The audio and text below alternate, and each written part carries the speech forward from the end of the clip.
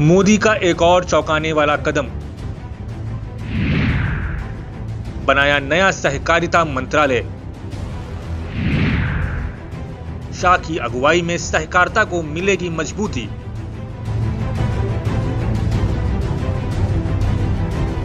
इस नए मंत्रालय का उद्देश्य सहकार से समृद्धि के विजन को साकार करना है।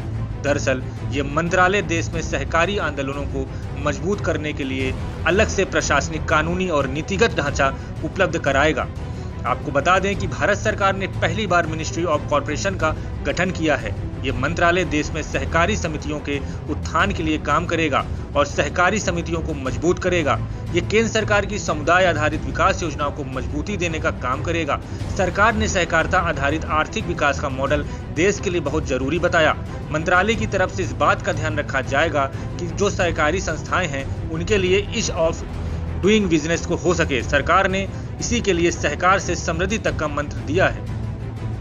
ये जो मंत्रालय बना, इसकी जो टैग लाइन है, जो ध्येय वाक्य है, सहकार से समृद्धि।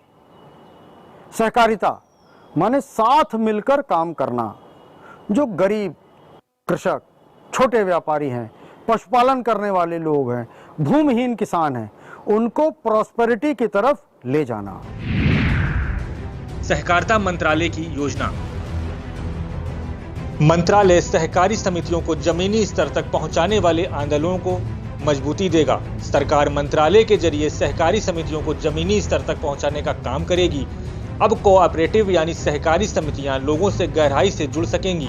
मंत्रालय सहकारी समितियों के लिए ईज ऑफ डूइंग बिजनेस को आसान बनाएगा। सहकारिता मंत्रालय का गठन वित्त मंत्री की ओर से की गई बजट घोषणा का हिस्सा है। ऐसे में सरकार ने इसे लेकर अपना वादा पूरा किया है। वित्त मंत्री सीतारमण ने कहा कि सहकारिता मंत्रालय कोऑपरेटिव मूवमेंट को मजबूती देने के लिए एक अगल प्रशासनिक, कानूनी और नीतिगत फ्रेमवर्क उपलब्ध कराएगा। केंद्र सरकार ने समुदाय आधारित विकासात्मक भागीदारी के प्रति अपनी गहरी प्रतिबद्धता का संकेत दिया है। इस फैसले को किसानों को सशक्त बनाने के कदम के रूप में भी देखा जा रहा है। वहीं देश में पिछले कुछ सालों को कोऑपरेटिव से जुड़े घोटालों में काफी इजाफा हुआ है। इन पर अंकुश लगाने के लिए भी एक कानूनी फ्रेमवर्क की जरूरत है। आपको बता दें कि हाल ही में महाराष्ट्र स्टेट कोऑपरेटिव बैंक घोटाले मामले में प्रवर्तन निदेशालय ने कार्रवाई की है। सहकारिता मंत्रालय एवं उसके उद्देश्य। ये मंत्रालय देश में सहकारिता आंदोलनों को मजबूत करने के लिए अलग अलग प्रशासनिक, कानूनी और नीतिगत ढांचा प्रदान करेगा। ये सहकारी समितियों को जमीनी स्तर तक पहुंचने वाले एक सच्चे जनभागीदारी आधारित आंदोलनों को मजबूत बनाने में भी सहायता प्रदान करेगा। किसी खास व समान उद्देश्य को लेकर अनेक व्यक्तियों या संस्थाओं द्वारा मिलकर प्रयास करना ही सहकारिता कहलाता है।